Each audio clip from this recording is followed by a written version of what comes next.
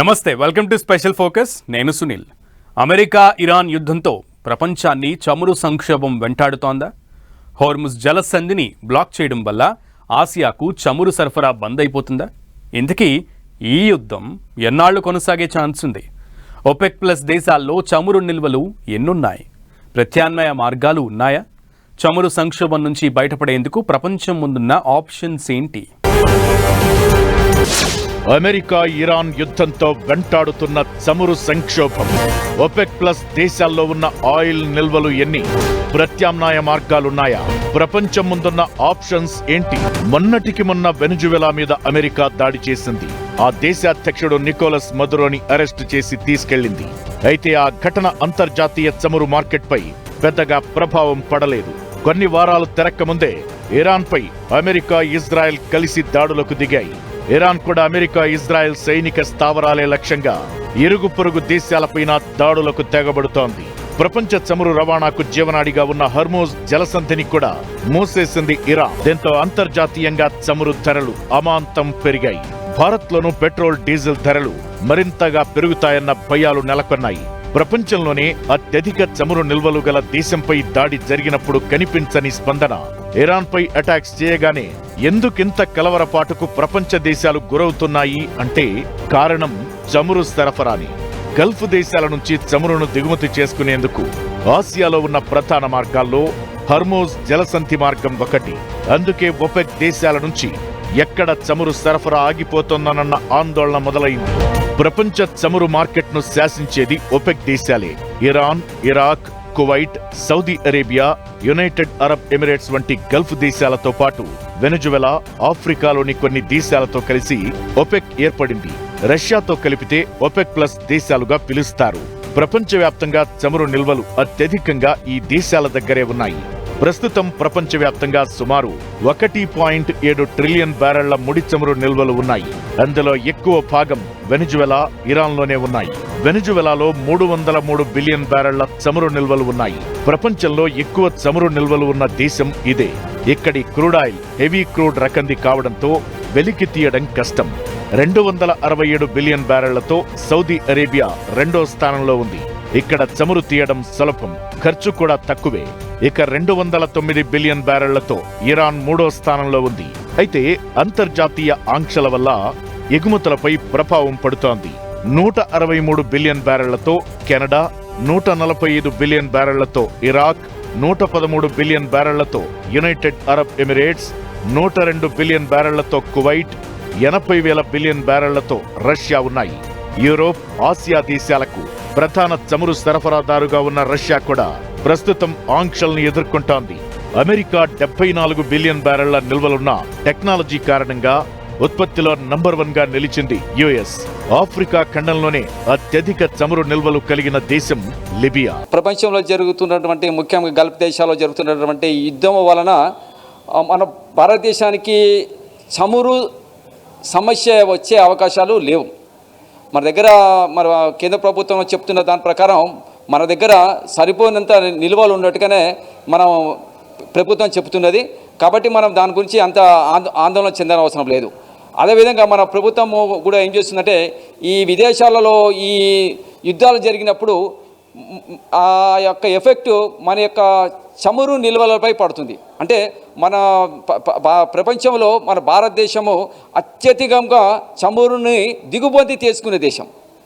కాబట్టి ఎక్కడ మనకు సంబంధం లేకపోయినా ప్రపంచంలో ఎక్కడ యుద్ధాలు జరిగినప్పుడు కూడా మన దేశంలో ఆ యొక్క చమురు యొక్క ప్రభావం మన మీద పడుతుంది. తద్వారా ఈ నిత్యావసర వస్తువుల రేట్లు పెరుగుతున్నాయి.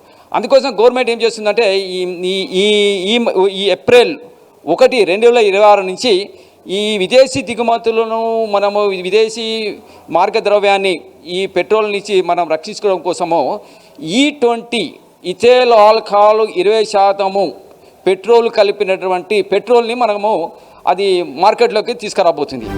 సాధారణంగా చమురు నిల్వలు ఎక్కువగా ఉన్న దేశానికి ప్రపంచాన్ని శాసించే శక్తి ఉంటుంది. కానీ నిల్వల కంటే ఎంత ఎక్కువ ఉత్పత్తి చేశారనే దానిపైనే దేశ ఆర్థిక పరిస్థితి ఆధారపడి ఉంటుంది. ఇందుకు వెనుజువెలానే ప్రధాన ఉదాహరణ. ఇక్కడ అత్యధిక నిల్వలు ఉన్న రాజకీయ కారణాలు, టెక్నాలజీ సరిగా లేకపోవడంతో ఉత్పత్తి తక్కువగా ఉంది. అదే అమెరికా విషయానికొస్తే నిల్వలు తక్కువన్నా ఆధునిక టెక్నాలజీతో భూమి పొరల నుంచి చమురును తీస్తూ అతిపెద్ద ఉత్పత్తిదారుల్లో ఒకటిగా నిలుస్తోంది. మన దేశంలో చమురు నిల్వలు చాలా తక్కువ. అందుకే 85% దిగుమతి చేసుకునే ఆయిల్ పైనే ఆధారపడుతున్నాం. ప్రపంచ చమురు రవాణాలో దాదాపు 20%, మన దేశానికి 35 నుంచి 50% హోర్ముజ్ జలసంధి మార్గంలోనే జరుగుతోంది. ఈ మార్గంలో ఆటంకాలు ఏర్పడడంతో చమురు రవాణా నౌకలు ఎక్కువ దూరం ప్రయాణించాల్సి వస్తుంది. ఇరాన్పై దాడి నేపథ్యంలో బ్రెంట్ క్రూడ్ బ్యారెల్ ధర $83లకు చేరింది.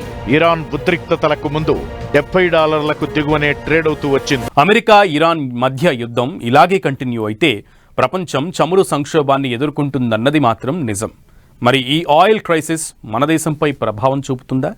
పెట్రోల్, డీజిల్ ధరలు పెరుగుతాయా? ప్రత్యామ్నాయ మార్గాలు ఏమున్నాయి? అయినా మన దేశంలో చమురు నిల్వలకు ఇప్పటికిప్పుడు వచ్చే నష్టం గానీ కష్టం గానీ ఉండకపోవచ్చని నిపుణులు చెబుతున్నారు. అదెలా? ఏ దేశాల నుంచి చమురు సరఫరా చేసుకునే ఛాన్స్ ఉంది? మన దగ్గరున్న ఆయిల్ నిల్వలు ఎంత? చమురు సంక్షోభాన్ని ఎలా అధిగమిస్తారు? మన దేశంలో పెట్రోల్, డీజిల్ ధరలు పెరుగుతాయా? హోర్ముజ్ జలసంధి మూసివేతతో ప్రత్యామ్నాయ మార్గాలేంటి? హోర్ముజ్ జలసంధి మూతపడ్డా మిగతా మార్గాల నుంచి ప్రత్యామ్నాయంగా చమురును ఆసియాలోని దేశాలు దిగుమతి చేసుకోగలవు. యుఏఈలో అబుదాబి నుంచి ఒమన్లోని ఫుజైరా వరకు ఒక చమురు పైప్ లైన్ ఉంది. దీంతో ఒమన్ వరకు పైప్లో సరఫరా చేసి అక్కడి నుంచి నౌకాశ్రయాల ద్వారా చమురును ఆసియాలోని ఇతర దేశాలకు ఎగుమతి చేసే అవకాశం ఉంటుంది. ఆసియా, ఆఫ్రికా, యూరప్ దేశాలకు ఒక్క హోర్ముజ్ జలసంధి మార్గంలోనే ఆయిల్ రవాణా జరగదు. గల్ఫ్లో సౌదీ అరేబియా తూర్పు పశ్చిమంగా పెద్ద పైప్ లైన్ ఉంది. దీన్నే పెట్రోలైన్ అంటారు. ఎర్ర సముద్ర తీరంలోని ఎంబు నౌకాశ్రయానికి ఇది వెళుతుంది. అక్కడి నుంచి యూరోప్, యుఎస్ లో చమురు సరఫరా చేసుకుంటాయి. ఇరాక్ కిర్కిక్ నుంచి తుర్కీలోని సిహాన్ వరకు పెద్ద పైప్ లైన్ ఉంది. కొన్ని చోట్ల మరమ్మతులు నిర్వహిస్తే తుర్కియకు పెట్రోలియం అందుతుంది. అక్కడి నుంచి పశ్చిమ దేశాలకు సరఫరా చేసే సౌకర్యం ఉంది. ఇవే కాకుండా అమెరికా, ఇతర దేశాల రక్షణతో చమురు ట్యాంకర్లు హోర్ముజ్ గుండా ప్రయాణించవచ్చు. ఈ మార్గం ద్వారానే చైనాకు అధికంగా చమురు సరఫరా జరుగుతుంటుంది. బీజింగ్ కు టెహరాన్ మిత్రపక్షం. దీంతో ఈ జలసంధి ప్రయాణానికి చైనాకు గ్రీన్ సిగ్నల్ ఉంటుంది.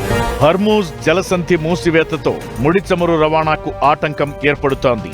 అయినా మన దేశంలో చమురు నిల్వలకు ఇప్పటికిప్పుడు వచ్చే నష్టంగానీ కష్టంగానీ ఉండకపోవచ్చని నిపుణులు చెబుతున్నారు. యుద్ధం లేదా సంక్షోభ సమయాల్లో వాడుకోవడానికి భూగర్భంలో భారీ చమురు నిల్వలను ఏర్పాటు చేసింది ఇండియా. విశాఖపట్నం, మంగళూరు, పడూరులో ఉన్న ఈ నిల్వలు 9 నుంచి 10 రోజుల అవసరాలకు సరిపోతాయి. ఒడిశాలోని చండికోల్, రాజస్థాన్లోని బికనేర్ వంటి మరో 2 నిల్వ కేంద్రాలను ప్రభుత్వం ఏర్పాటు చేస్తోంది. ఆయిల్ కంపెనీల దగ్గరున్న నిల్వలు దాదాపు 60 రోజులకు పైగా సరిపోతాయి. మొత్తంగా 74 నుంచి 80 రోజుల వరకు సరిపడా ఇంధన రక్షణ కవచం ఇండియాకు ఉంది. ఇప్పుడు ప్రస్తుతానికి మనకు ఎటువంటి చమురు సమస్య రాదు. ఇక ముందు మనకు వచ్చిన కానీ కూడా E20 పెట్రోల్ ఇలాంటి వాటి ద్వారా మనము ఈ చమురు సమస్యను మనం సులభంగా అధిగించవచ్చు. ఈ ఇథైల్ ఆల్కహాల్ అనేది మన దేశంలోనే తయారవుతుంది. మన దగ్గర ఇప్పుడు ఆల్రెడీ చాలా కంపెనీలు ఇథైల్ ఆల్కహాల్ని తయారు చేస్తున్నాయి. మన దగ్గర అది రైతులకు చాలా ఉపయోగం అవుతుంది, పర్యావరణంగా చాలా ఉపయోగం అవుతుంది. గ్రీన్ హౌస్ గ్యాసెస్ తగ్గిపోతాయి. ఆర్థికంగా, పర్యావరణ విధంగా, అదేవిధంగా రైతులకు ఆర్థికంగా ఎన్నో విధాలుగా ఈ ఇథైల్ ఆల్కహాల్ కలిపినటువంటి పెట్రోల్ అనేది మనకు ఉపయోగపడుతుంది. కాబట్టి మనము ఈ గల్ఫ్ యుద్ధం వల్ల మనకు ఎటువంటి ప్రభావం ఉండదు. మనం చాలా సేఫ్ సైడే ఉండమని చెప్పి నేను మనవి చేసుకుంటున్నాను. అంతర్జాతీయంగా ఇంధన ధరలు పెరిగినప్పటికీ దేశంలో పెట్రోల్, డీజిల్ ధరలు పెరిగే అవకాశం లేదు. అంతర్జాతీయంగా తక్కువ ధరలు ఉన్నప్పుడు కూడా వీటి ధరల్ని చమురు కంపెనీలు తగ్గించలేదు. 2022 ఏప్రిల్ నుంచి పెట్రోల్, డీజిల్ రేట్లు స్థిరంగా కొనసాగుతున్నాయి.